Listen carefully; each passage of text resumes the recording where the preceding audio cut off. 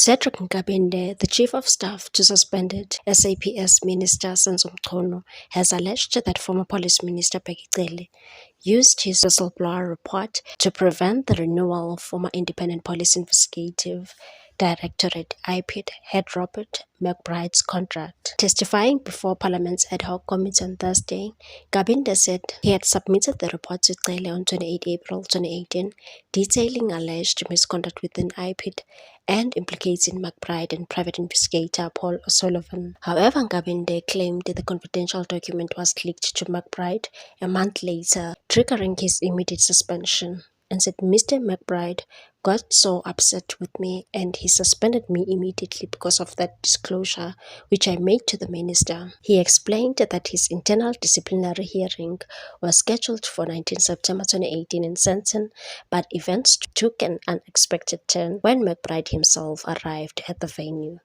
and said it was a shock to all of us that McBride was there because he's the executive director. According to Nkabinde, McBride held lengthy discussions with IPID's legal representatives before proposing a settlement agreement. Under the terms, all charges against Nkabinde would be withdrawn if he agreed to resign, and said that is part of our confidential settlement agreement, which I accepted. So I left IPID after entering into the settlement agreement where all charges McBride was charging me, he withdrew. When questioned by the committee's senior counsel Norman Arendse about whether the settlement effectively buried his whistleblower report, Nkabinde rejected the suggestion. He said no, it was not correct. It was thoroughly ventilated, which consequently meant Mr. McBride's contract was not renewed because of that report. Nkabinde said Cele later used the report as a key factor in his decision not to renew McBride's contract. He said my report was dealt within the Portfolio Committee on Police, where they were deliberating the renewal of the contract of Mr. McBride. It was also referred to the National Assembly, where they had to determine whether the contract should be renewed. The whistleblower further revealed that his report sparked criminal investigations, and the 2 criminal dockets were registered. One was opened by former Hawks boss of Gauteng, General Prince Mokoteti, who opened a case of treason because of that report. There was also another docket where McBride, O'Sullivan and Matthew Siseko were implicated. O'Sullivan and McBride were subsequently arrested.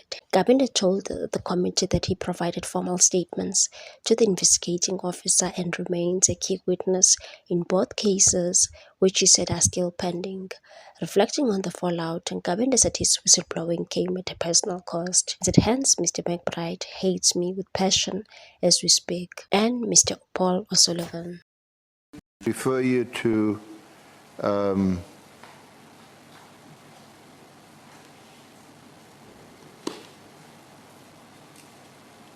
I want to refer you to paragraph 78 of your affidavit, where you confirmed that you knew who Brown Mogotsi was, and that the minister too knew Brown Mogotsi from the Northwest. Lieutenant General Nkwenazi sent Brown Mogotsi's number to me, and I confirmed that it was indeed Brown Mogotsi's number. So the question is that you would have facilitated meetings between the minister and other ministers and members of the public, including Mr. Brown Mogotsi. That's correct, sir. So just tell us, what did you know about any meetings between Mr. Mogotsi and Minister Mchunu? Since I joined ministry office in August, I only recall one meeting which I facilitated between Minister and Brown Mogotsi, who in turn arrived with several other people, 4 or 5 of them. Then I also recall facilitating a second meeting with the Brown Mogotsi, which that meeting could not materialize. The guests or people also had other urgent engagements. then I had to cancel that meeting. So that, since I joined, that are 2 meetings, then I can recall. Now, you say, I'll come back to those meetings, but you say at paragraph 80 that you personally got to know Brown Mogotsi during your position as Chief of Staff. It appears to indicate some kind of ongoing, continuous relationship between you and Mr. Mogotsi. No, in facilitating those meetings, Brown Mogotsi had to know my number and I have to know his number.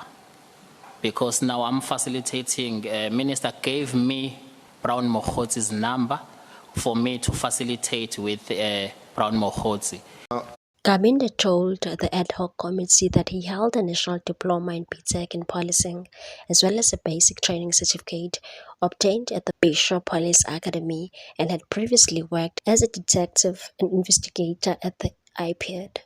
He explained that Mqunu had nominated him directly, after which the Human Resource Department took over the process, maintaining that there was no formal interview, despite Mqunu earlier testifying that a panel had recommended Gabinde. He said, "I met all the requirements for the post. I was surprised when he called me. The minister wanted someone who understood the policing environment." Gabinde said his first professional contact with Mqunu came around 2017, when he investigated the then KwaZulu-Natal Premier's complainant to IPID about the handling of a murder case involving one of his bodyguard. Mqunu had felt that the Hawks were targeting him as a suspect instead of pursuing the real culprits, and said, "I was assigned to the docket. I visited the Hawks and later recommended that they follow the correct processes." He said the matter was concluded hardly a month later and that Mqunu was not a suspect. Afterward, he kept in frequent contact with Mqunu out of admiration rather than professional necessity. Much of the committee's attention focused on Gabinde's personal relationship with Mkhwanazi, who has previously alleged that Gabinde interfered in police matters and was unqualified for his post. Gabinde, however, described Mkhwanazi as a long-time friend and confidant, saying the two were like brothers, and told the committee that the pair often traveled together and shared personal matters. He admitted accompanying Mkhwanazi on a personal trip to Mpangeni, where he later decided to stop by Mqhunu's home. Gabinde acknowledged that Mqhunu had instructed him to record telephonic conversations with Mkhwanazi after tensions grew between the minister and the provincial commissioner, adding that their friendship soured after this. He said Mkhwanazi's criticism that he was unqualified stemmed from that episode. Throughout the testimony, Gabinde was cautious not to reveal too much about his private interactions with either man, and confirmed that he remains in contact with Mkhwanazi and harbors no resentment. What's your take on this one, people? Thanks for watching. Please subscribe for more news.